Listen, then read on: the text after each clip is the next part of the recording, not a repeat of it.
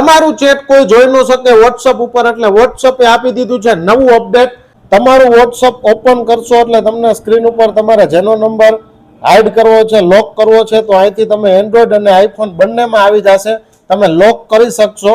આપણે પહેલા લોક કરતા હતા એટલે લોક ચેટ આવી જતું હતું, એટલે લોકોને ખબર પડતી હતી કે આમાં લોક છે.